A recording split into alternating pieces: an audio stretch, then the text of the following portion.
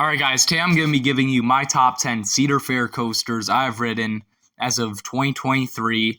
I've been to Dorney Park, Carrowinds, Kings Island, Kings Dominion, Canada's Wonderland, and Cedar Point. So no Shivering Timbers, no Ghost Rider, no Railblazer. Those are probably the only three coasters that had a shot of making this list that I haven't ridden. Quick honorable mention goes out to Steel Force at Dorney Park. That's a great ride, great floater airtime, good restraints, but couldn't quite make the list. So without further ado, let's get into the list.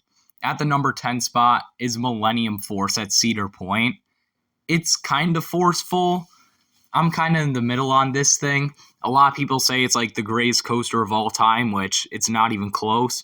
But a lot of people hate on this thing, which I also think is unfair. It's a great ride. It's got incredible sense of speed, mild floater airtime, so nothing crazy. There's a few moments of good positives, but it's nothing that's going to knock your socks off. So overall, it's a great ride, but don't go in expecting one of the greatest coasters of all time. At the number 9 spot is Leviathan at Canada's Wonderland. This was my first Giga coaster, one of my first big coasters, period. I rode when I was like 7, I'm pretty sure. And it's still a great ride. Obviously not quite as good now as it was back then, but I still like it. It's got a great sense of speed like the other Gigas. It's got a bit of a better first drop than Millennium Force, which is the main reason I put it ahead of it. It's got a great entrance sign. In my opinion, that's an even better entrance sign than Fury's, but that doesn't really matter that much. But, I mean, it's another Giga. It's nothing too special, but it's a great ride. At the number 8 spot is Orion at Kings Island. This is the final Giga for now, and it's a bit of a weird one. You're going to start off with that classic first drop, great floater airtime all the way down. Then you got this like wave turn thing, and it doesn't hit as hard as like RMC ones, but it's still fun. You got a weird turnaround that doesn't do a whole lot. You got the speed hill, which is amazing. Orion's Belt's a nice intense turnaround. You got a couple other floater hills, which are fun. And then this weird wave turn thing at the very end that for some reason gives great lateral airtime. It's got good theming, although I'm not a big fan of space theming. I can't deny it's pretty well themed in there. Not the greatest coaster for theming or anything, but it's solid. There's a bunch of KI references in there. So overall, it's definitely a great ride, deserving of the number 8 spot. At the number 7 spot is Copperhead Strike at Carowinds. This is the best themed Cedar Fair coaster in my opinion. Yes, over Mystic Timbers, which you will not see on this list. You've got an amazing pre-launch sequence, starting off with that JoJo roll that is full of hang time, plus you got some weird country music playing in the background. That's kind of cool, I guess. And then you enter the launch tunnel, which has some great theming in there. You also got great theming in the queue. And then you're going to launch. The launches kind of suck on this, but, I mean, that's mock for you.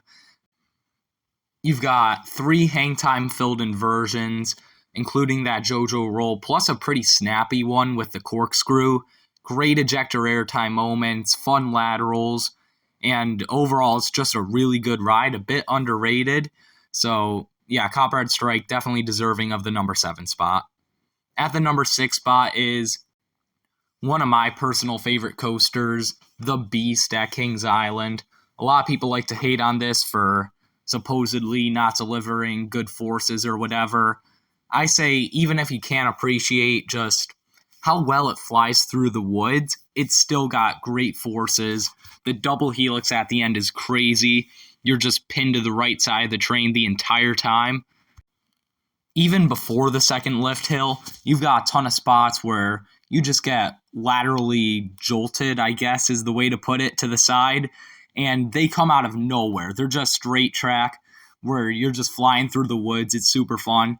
And then you just get slammed to the left or right. It's crazy. You got countless tunnels.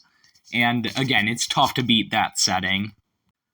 You're just low to the ground the whole time, so everyone needs to stop hating on this ride because it truly is special. At the number 5 spot is Fury 325 at Carowinds. This is the best B&M Giga by far, but it really isn't anything too special. I mean, it's phenomenal. It's got great speed, probably second only to the number one spot on this list when it comes to speed. It's got really no positives, but airtime it definitely has. It doesn't really have any ejector, but it's got great moments of floater. The treble clef's a really unique turnaround, but I think it's kind of overrated. The drop's amazing as usual. And you can't deny that it looks amazing, especially the way it fits in with the entrance, how it flies over the entrance. I mean, it just looks amazing, but I don't think it's one of the greatest of all time, but it's definitely still an amazing ride given its high spot on this list. At the number 4 spot, might be surprising to some of you if you know me, this is Maverick at Cedar Point. Now, I did have the number 3 spot behind this for a while, but I just thought about it some more, and the number 3 spot's got some ridiculous airtime that Maverick just doesn't have. But Maverick's still a really well-rounded coaster.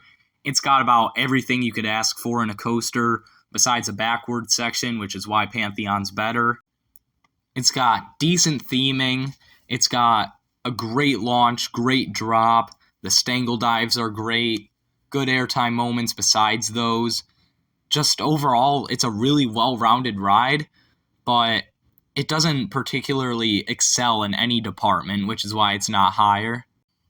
At the number 3 spot, taking away Maverick's number 3 spot, is Twisted Timbers.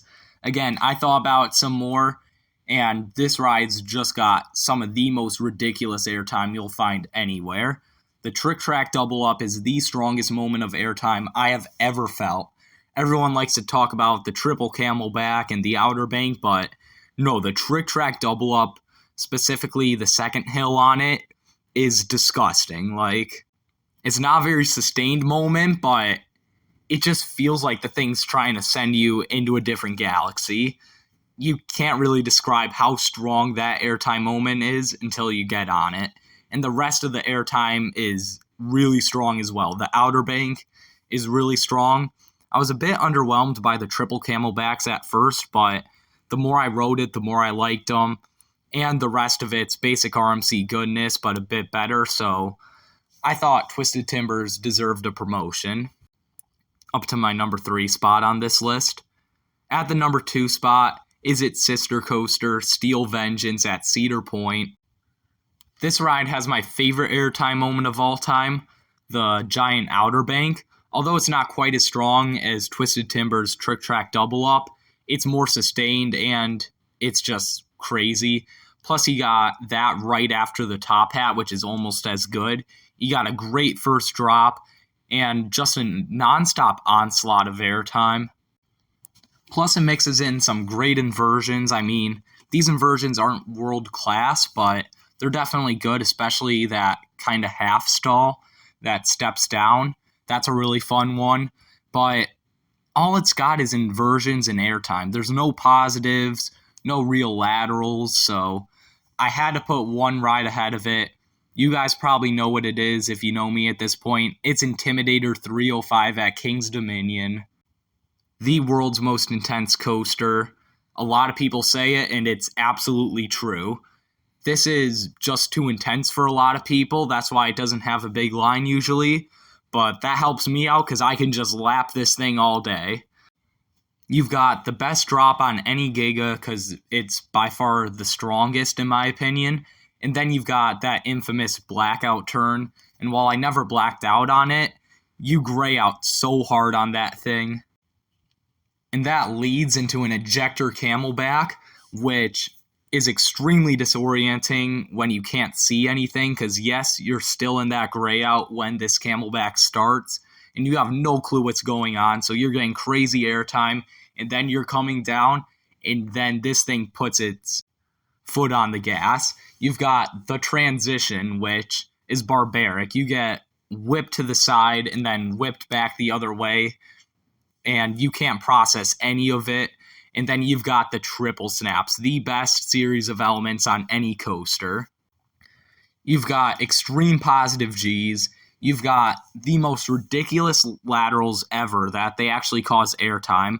Plus, you're experiencing just all that wind in your face. Like, this is an incredible ride to feel the speed. Plus, you got a really underrated finale, 2 great airtime moments, another crazy snap, and then another crazy snap into the brakes. So this is definitely my number 1 Cedar Fair coaster and my favorite coaster, period. So that's my list of my top 10 favorite Cedar Fair coasters I've ridden. Let me know what you guys thought of this list down in the comments below. Make sure to like and subscribe, and I'll see you guys next time.